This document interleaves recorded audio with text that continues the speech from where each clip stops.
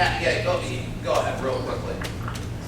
You know what, while you're doing this, the exchange, okay, they want to have an exchange with each other, and that's fine. I want to throw in the next question, and that may help that, and that is, so the question was, what's the role of the federal government in the economy? What do you see it? So what are we going to expect from you when you get there? The second question is, in your estimation, what could government do to create jobs? So if you want to have an interplay with that, go ahead. One of the questions you talked about earlier was stimulus. One of the biggest problems with the stimulus is that we saw it here in Michigan last year play out with the balancing the budget. What the federal government did is take our taxpayer money and they sent it to Lansing and other state capitals that were in trouble, and they filled the budget holes there. So they substituted state debt for federal debt with our federal taxes, kicking the can down the road for the next governor to make the tough choices because maybe Jennifer Granholm didn't want to make the tough decisions. We're going to face a very difficult budget next year. So when you talk about what you can do down in D.C.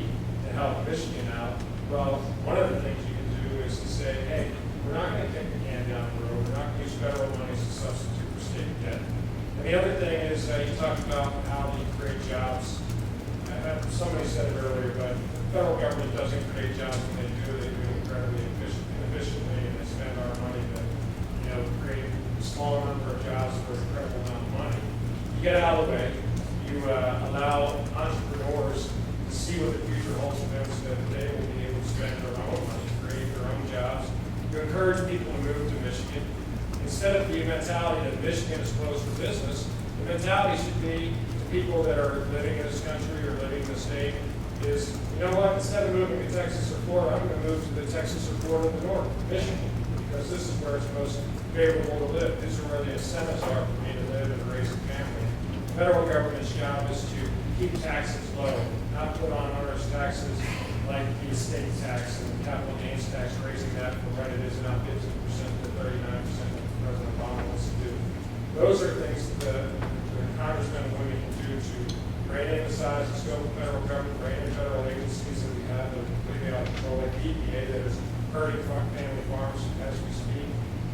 We have resolutions of disapproval in the House that we don't use enough, that is a tool to rein in these federal agencies. So those are some of the things you can do to help the folks here in Michigan get back to work. All right, thanks. Tim or Marvin, anything else on the topic? Anything else on the topic? On this topic of the role of federal government in the economy and how or if you see what government can do to create jobs. And I think you asked also what could you do? What could you do? I would say I do the same things I did when I was there. We patterned out the same things that were very effective here in Michigan. Remember, probably many of you do, if not most of you do, that in the 80s we suffered under an administration that taxed more, spent more, regulated more, built up government more. Here in Michigan, ended the 80s with the Blanchard administration with a $1.8 billion budget deficit. During those from 82 to 90, was battling Governor Blanchard and saying, no, we can't do that. We need to reduce. We need to say business is open, or the state is open to business here. So in the 90s, we changed administrations. We had the opportunity of a majority, and even at one time, there was a shared majority of Democrats and Republicans. What did we do? We cut taxes 26 times. I co-sponsored all 26 of those tax cuts, proposal A included. We reduced the size of government by doing away with some departments and divisions. What departments might that be? We did away with, we combined the Department of Natural Resources and DEQ. We combined in the area of social services a number of agencies to reduce the overall cost. We saw things turn around. We cut spending as well in that process. What happened? We went from a $1.8 billion budget deficit in 1990. When I was terminated in 1999, I left with a $1 billion surplus, a AAA bond rating in the state, jobs coming back from Indiana, Ohio, and other states, an unemployment rate that had dropped below 6%. Now that same process needs to take place in Washington, with a $1 trillion deficit producing budgets that Mark Showers voted for. The Pelosi budget with 9,000 earmarks in it. It's going to be a battle to turn that around, but the same principles will work. So, for instance, my hate to jump in on you, Frank, but this is the radio program. No, it's not about you guys, But I wanted to. keep but I in wanted mind to- time. Sure, but I wanted to say, I think, we're talking about these same things. I think it's the Right. most crucial thing going here. When I introduced legislation when I was in Congress and sat in committee, because Pelosi wouldn't allow it taken up on the issue of all of the above energy plan, that was a jobs bill. It wasn't just energy. It said, sure, let's go for wind and solar, hydrogen power, and other creative things that, as Reagan said, the exceptionalism of Americans can produce. But let's also use the resources we have. Our petroleum resources, our natural gas, we're the Saudi Arabia of coal. Use those, but then also use nuclear power. That goes into producing jobs and economy. The energy, the healthcare plan I pushed and introduced in Congress, that became the focal point for the Republicans this time that they took to the White House. And they added to it. Said, let's do a patient-centered, private sector approach. Let's increase health savings accounts, association health plans, allow purchase of health care across state lines. All right, if I can butt in though, we gotta remember time, but Sure. while you're standing here, then I want to get to the other two. Where was this with the Republicans? I know you came in when the Democrats took over. Democrats control both houses. When you came, I understand, so you were talking to these other Republicans that were there. All of us want to know, if we elect one of you, how can we be assured that it doesn't go back to the same way? You're just one person, this position is just one. There's 400, More than 35. But that's where it comes in the partnership. The backbone comes. because it didn't happen during those years. Well, it happened to some of us. I understand that, I'm Happened to saying some of as a whole. Yeah, it happened to some of us. We were spanked pretty hard in 2006 and 2008.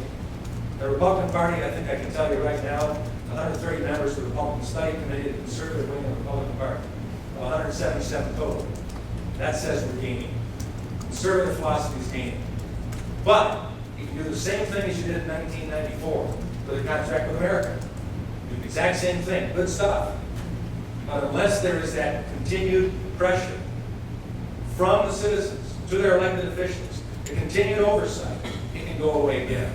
Now, I'm delighted, Rick, to see right now the Tea Parties and the 9/12 groups that are standing, the grandfathers and grandmothers saying, I never came to a political event in my life, but I'm not stopping now.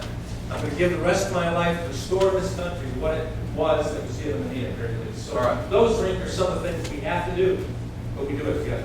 Mark? We're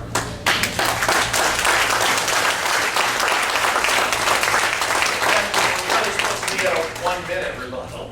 Is this working this time? Yes. Okay, good. Well, one of the things we have to ensure, Frank, Congressman, that from the 7th Congressional District, when he goes to Washington, he can't be a part of the cronyism that goes on in Washington. He can't be an individual who will go along, get along. Now, I believe that we need to send people who actually have real-world experience, those who have demonstrated the fact that they aren't prepared to go along, get along, with those who in the private sector have established real value. We cannot send to Washington those who simply are going to abide by the leadership in Washington because they need to be there.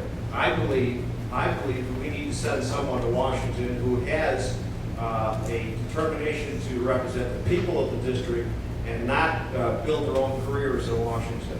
And I believe that that's the critical issue.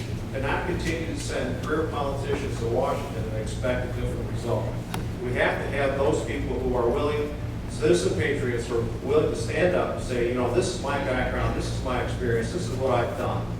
And I'll represent you because this is my experience.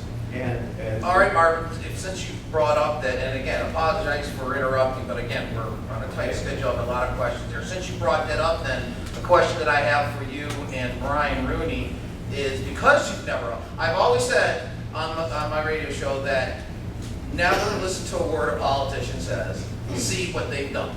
Okay, look at their votes. Obviously, Tim has been in politics for a long time. We can look at his record. You and Brian have not. What can you and Brian say to us today to assure us that it won't turn out like a Republican in name only, Joe Schwartz or a Scott Brown out in Massachusetts? Now, I know Massachusetts is a different district, Brian alluded to that today. He has different pressures, but again, we as conservatives, or many conservatives out there, how can we be assured by, and this goes to you, Marvin, and you, Brian, without track records in votes, that we don't know how you're gonna vote coming in the next election? Well, I have a track record, right? And that's in entrepreneurial accomplishment. And that's my track record. I'm an individual who's actually met the American dream. I'm an individual who has simply put, built a business that apparel. And that in itself, I believe, distinguishes me from the rest of the candidates here at this table. And I believe that's the kind of experience that we need to send. It's a demonstration that when I commit to something, that I will move forward and I will succeed. And I think that's what we have to be concerned about in our next representative.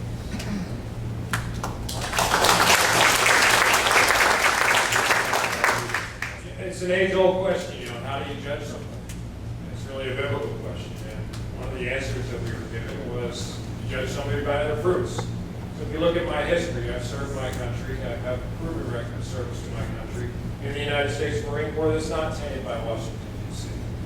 I've also served at the Thomas More Law Center, a conservative constitutional law firm in Washington County, where we fought for constitutional principles from the conservative point of view: freedom of speech, freedom of religion, freedom of conscience.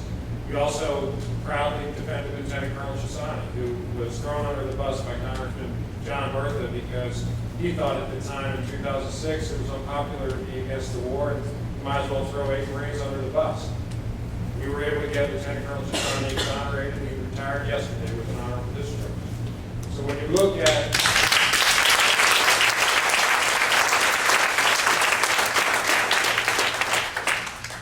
yes, you need to look at people's records. And records don't just include how you voted, it's how you lived your life.